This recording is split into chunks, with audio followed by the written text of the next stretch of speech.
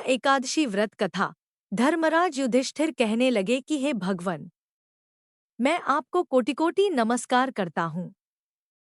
अब आप कृपा करके चैत्र शुक्ल एकादशी का महात्म्य कहिए। श्री कृष्ण कहने लगे कि हे धर्मराज, यही प्रश्न एक समय राजा दिलीप ने गुरु वशिष्ठ जी से किया था और जो समाधान उन्होंने किया वो सब मैं तुमसे कहता हूँ। प्राचीन काल में भोगीपुर नामक एक नगर था। वहां पर अनेक ऐश्वर्यों से युक्त पुंडरीक नाम का एक राजा राज्य करता था। भोगीपुर नगर में अनेक अप्सरा, किन्नर तथा गंधर्व वास करते थे। उनमें से एक जगह ललिता और ललित नाम के दो स्त्री पुरुष अत्यंत वैभवशाली घर में निवास करते थे। उन दोनों में अत्यंत स्नेह था, यहाँ तक कि अलग अलग हो जाने पर दोनों व्याकुल हो जाते थे। एक समय पुंडरीक की सभा में अन्य गंधर्वों सहित ललित भी गान कर रहा था। गाते गाते उसको अपनी प्रिय ललिता का ध्यान आ गया और उसका स्वर भंग होने के कारण गाने का स्वरूप बिगड़ गया। ललित के मन के भाव जानकर कारकोट नामक नाग ने पद भंग होने का कारण राजा से कह दिया।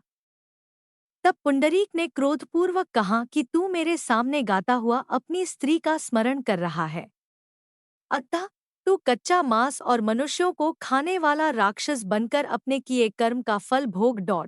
पुंडरीक के श्राप से ललित उसी क्षण महाकाय विशाल राक्षस हो गया।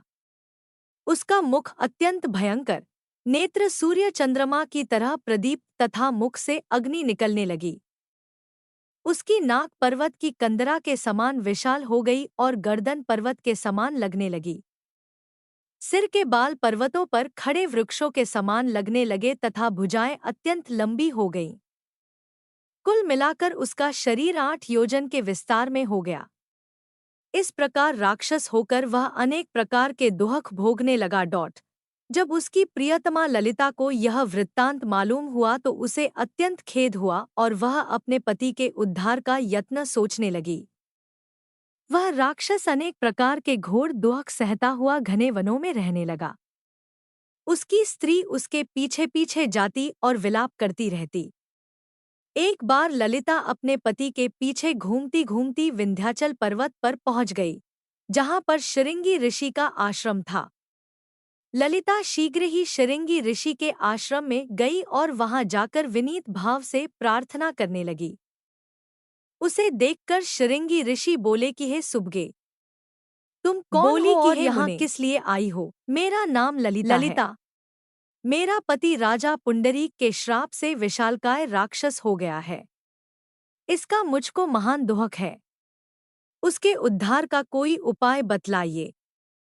शृंगी ऋषि बोले, हे गंधर्व कन्या, अब चैत्र शुक्ल एकादशी आने वाली है, जिसका नाम कामदा एकादशी है। इसका व्रत करने से मनुष्य के सब कार्य सिद्ध होते हैं। यदि तू कामदा एकादशी का व्रत कर उसके पुण्य का फल अपने पति को दे तो वह शीघ्र ही राक्षस योनि से मुक्त हो जाएगा और राजा का श्राप भी अवश्यमेव शांत हो जाएगा।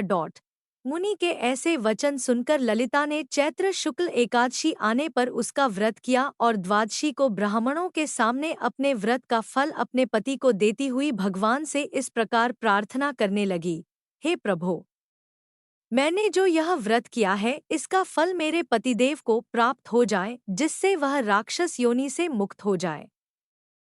एकादशी का फल देते ही उसका पति राक्षस योनि से मुक्त होकर अपने पुराने स्वरूप को प्राप्त हुआ। फिर अनेक सुंदर वस्त्राभूषणों से युक्त होकर ललिता के साथ विहार करने लगा। उसके पश्चात वे दोनों विमान में बैठकर स्वर्गलोक को चले गए। वशिष्ठ मुनि कहने लगे कि हे राजन, इस व्रत को विधिपूर्वक करने से समस्त पाप नाश हो जाते हैं तथा राक्षस आदि की योनि भी छूट जाती है।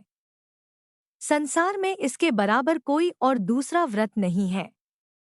इसकी कथा पढ़ने या सुनने से वाजपेय यज्ञ का फल प्राप्त होता है।